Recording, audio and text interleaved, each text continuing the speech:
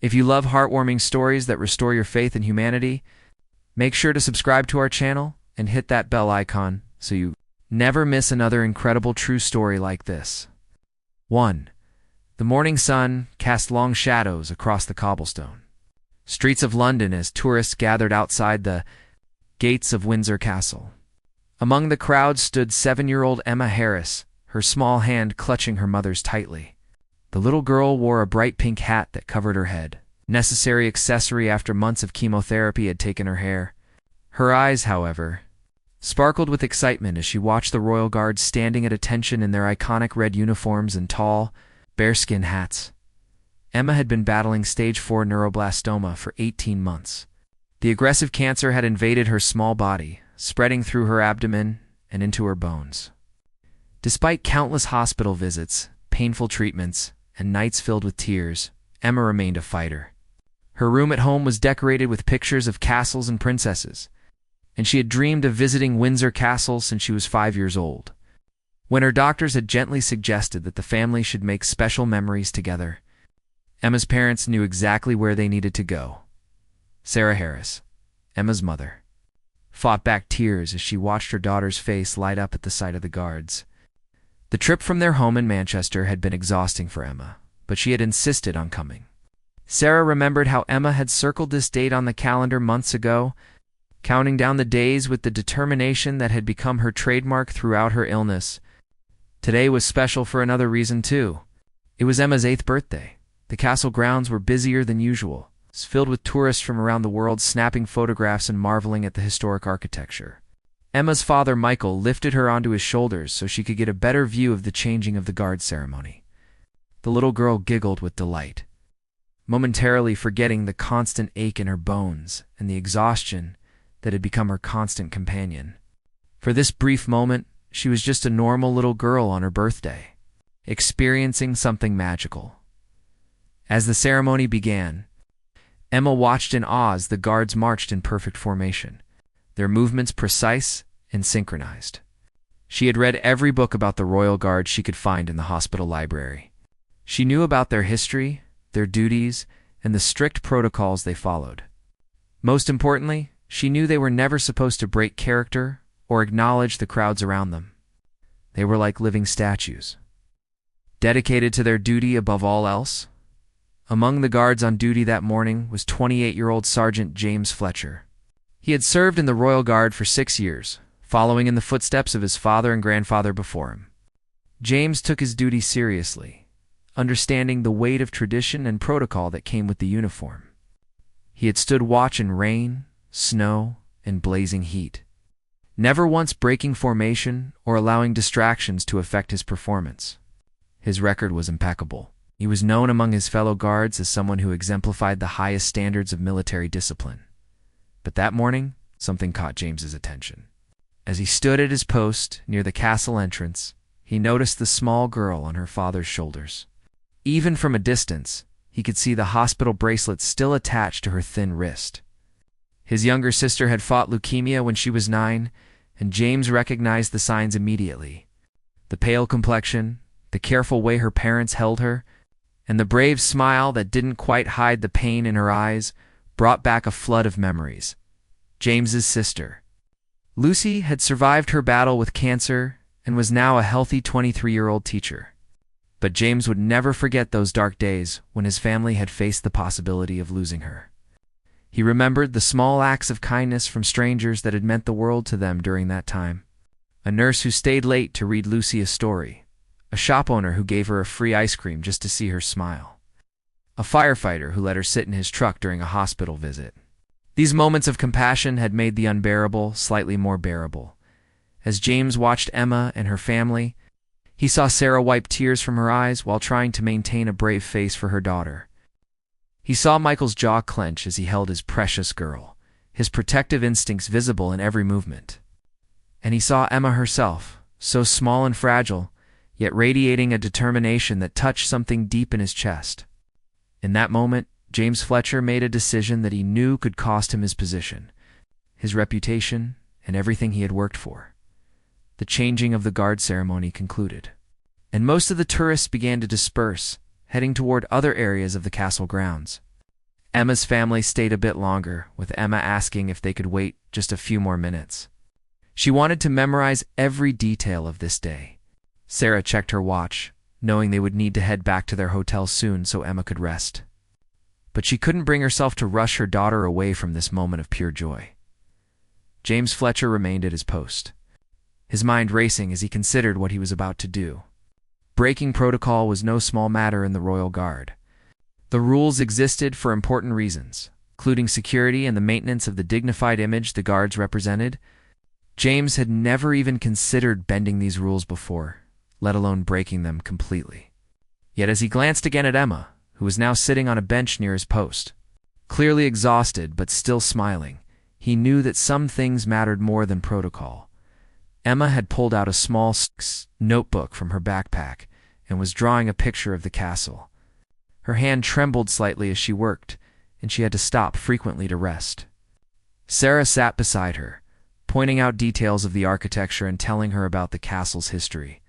Michael had gone to get water bottles from a nearby vendor, leaving mother and daughter alone for a moment. It was then that Sarah quietly began to sing, so softly that only Emma could hear it first. "Happy birthday to you," Sarah sang, her voice cracking with emotion. Emma looked up at her mother, and for the first time that day, tears began to form in the little girl's eyes. She had been so brave, so determined to enjoy this special day. But the weight of everything she had been through suddenly seemed to crash down on her small shoulders. Sarah pulled her daughter close, continuing to sing as tears streamed down both their faces. This might be Emma's last birthday, a thought that Sarah tried desperately to push away but couldn't entirely escape. James heard the soft singing and felt he had made his decision, and there was no turning back now.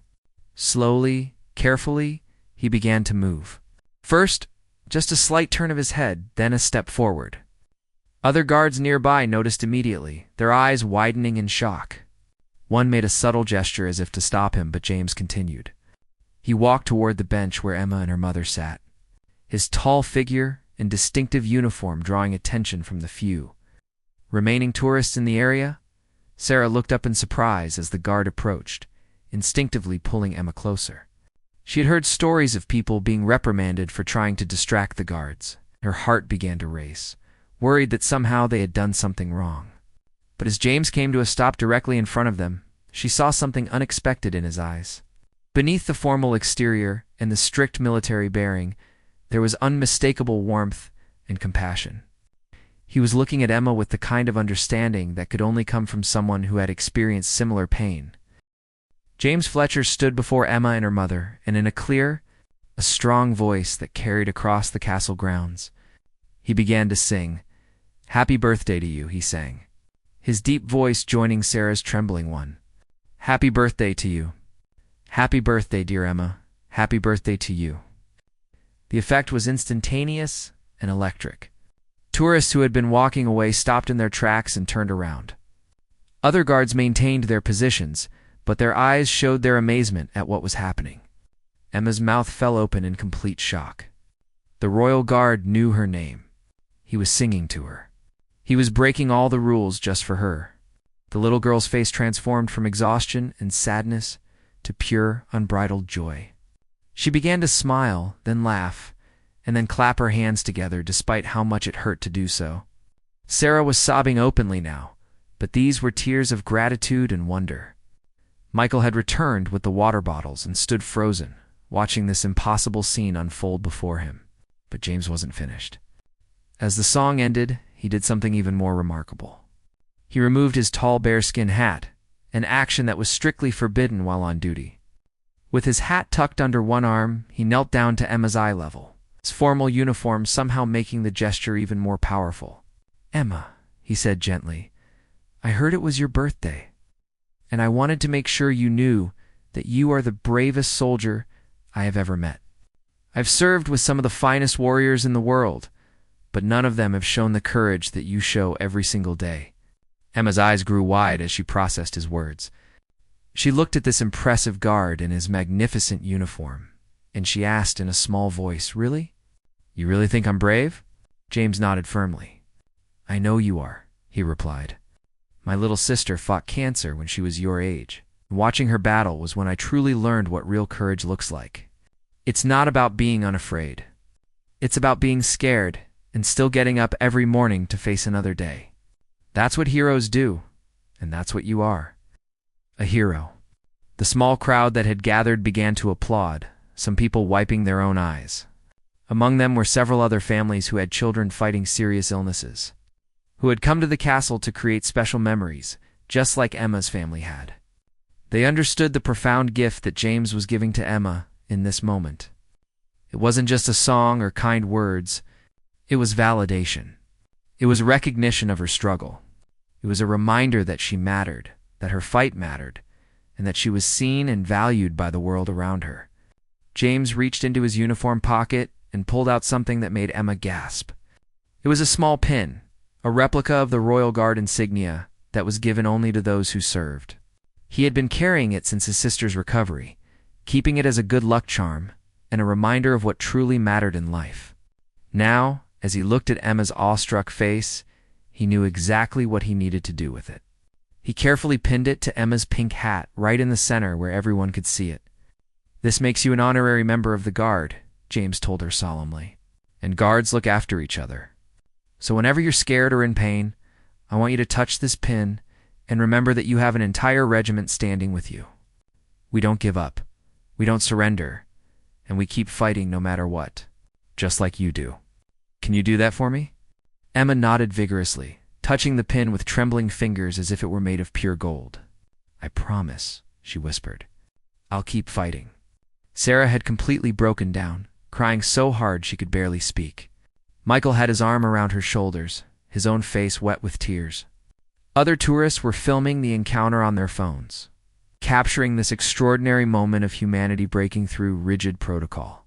James stood up and gave Emma a formal military salute, which she eagerly returned with a salute of her own, beaming with pride. Then, with a gentle smile and a nod to her parents, James placed his bearskin hat back on his head and returned to his post. The moment James resumed his position, his commanding officer, Captain Richard Morrison, appeared from inside the castle entrance. The captain's face was stern and unreadable as he approached. Other guards tensed, knowing that James was likely about to face serious consequences for his actions. Breaking protocol in such a public and dramatic way could result in disciplinary action, possibly even dismissal from the guard. The tourists who had witnessed everything grew quiet, sensing the tension in the air. Captain Morrison stopped directly in front of James, who stood at rigid attention. For a long moment, neither man spoke. The captain's eyes moved from James to Emma, who was still touching her new pin with wonder, and then back to James. The silence stretched out, thick with anticipation. Then, slowly, Captain Morrison did something unexpected. He turned to face Emma and her family, removed his own hat, and bowed his head in respect. When he looked back at James, there was moisture in the captain's eyes that he didn't bother to hide. Captain Morrison spoke in a voice loud enough for those nearby to hear. "Sergeant Fletcher," he said formally, "you broke protocol today." James braced himself for what was coming. "However," the captain continued, "you also exemplified the very highest ideals of service, compassion, and honor. You reminded us all why we wear this uniform. It's not just to stand at attention and follow rules. It's to serve and protect the people of this nation, especially the most vulnerable among us. What you did today brought no dishonor to this regiment. You brought honor to it." The gathered crowd erupted in applause. Several guards who had maintained their positions allowed small smiles to break through their stern expressions. Captain Morrison replaced his hat, gave James a brief nod, and walked back toward the castle entrance. James remained at his post, but something had shifted. His actions had resonated far beyond that small moment with Emma. Within hours, videos of the encounter had been shared across social media platforms, viewed by millions of people around the world. The story made international news that evening. Major outlets picked up the footage of James singing to Emma, kneeling to speak with her, and giving her the pin. Commentators spoke about the power of compassion and the importance of remembering our shared humanity, even in the most formal settings. The royal family itself released a statement commending Sergeant Fletcher for his kindness and expressing their support for Emma and all children fighting serious illnesses. Donations to childhood cancer research organizations surged as people were inspired by Emma's story. For Emma and her family, the impact was even more profound. That night, back in their hotel room, Emma clutched the pin that James had given her and told her parents it was the best birthday she had ever had. She had felt seen, valued, and celebrated in a way that transcended her illness. In the difficult weeks and months that followed, whenever the treatments became unbearable or the pain seemed too much, Emma would touch that pin and remember the guard who had called her a hero. She remembered his words about real courage and his promise that she wasn't fighting alone. James Fletcher returned to his regular duties, but his life had changed too. He received thousands of messages from people around the world, many from families fighting childhood cancer, thanking him for what he had done. He heard from parents who had lost children, who said that seeing his act of kindness had brought them a moment of peace and hope.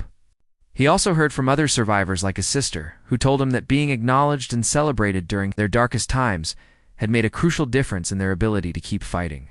The story of the Royal Guard who broke protocol to sing happy birthday to a child with cancer became more than just a viral video. It became a reminder of what matters most in life.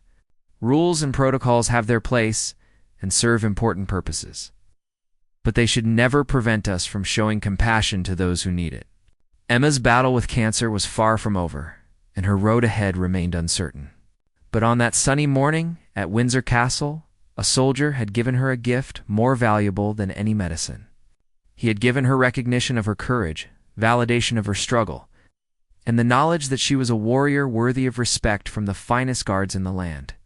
And that gift, captured in a small pin and a moment of song, would light her way through the darkness ahead.